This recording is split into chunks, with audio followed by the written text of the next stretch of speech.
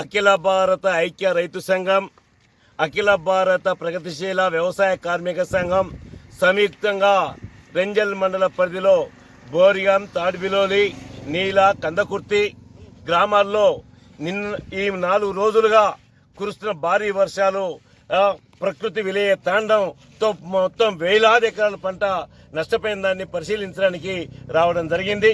ఇందులో భాగంగానే ఈ పర్యటనలో బోరిగాం గ్రామానికి ఇప్పుడు వచ్చి చూసాం. దాదాపుగా గోదావరి పరివాహక ప్రాంతంలో ఒక్క గ్రామానికి చెందిన సోయా పంట 800 ఎకరాలు నీట మునిగింది. 20 రోజుల్లో ఎకరాన 70-80 వేల రూపాయలు రైతు బ్యాంక్ ఖాతాలో పడేటివి. అది ఇవాళ పెట్టుబడి రాక, తెచ్చిన అప్పులు తీరక మనోవేదనకు గురవుతున్న సమస్య ఎదురవుతా ఉంది.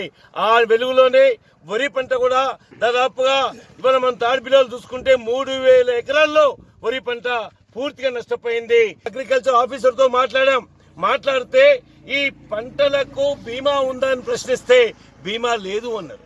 అసలు బీమా అనేది ఇలా నిజామాబాద్ కానీ ఇతర ప్రాంతాల్లో వ్యాపార వర్గాలు ఏ షాపుకు పోయినా బీమా ఉంటుంది. వాళ్లకు కరెంట్ షాక్ తోని షాపు దగ్ధమైపోతే ₹1,00,000 స్టాక్ ఉంటే ₹2,00,000 వసూలు చేసుకుంటారు.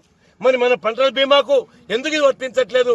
అందుకని మా సర్వేలో రైతుల యొక్క అభిప్రాయాలు తీసుకొని, రైతుల యొక్క పెట్టుబడిని అట్లా ఇవన్నీ కూడా లెక్కేసుకొని, శ్రమని లెక్కేసుకొని ఎకరాన సోయాకు ₹70,000 ప్రభుత్వం తక్షణమే ఇవ్వాలని చెప్పేసి, వరికి ₹50,000 తక్షణమే ఇవ్వాలని చెప్పేసి, అట్లాగే ఎక్కడైనా ట్రాన్స్ఫారాలు నీళ్ళలో మునిగి ఇవాళ నష్టపోతే విద్యుత్ అధికారులు యుద్ధ ప్రాతిపదికన ఆ ట్రాన్స్ఫారం పక్కకు ఇంకో ట్రాన్స్ఫారం ఫిట్ చేసి ఇవ్వాలని చెప్పేసి, బీమా పథకాన్ని అమలు చేయాలని చెప్పేసి మేము డిమాండ్ చేస్తా ఉన్నాం.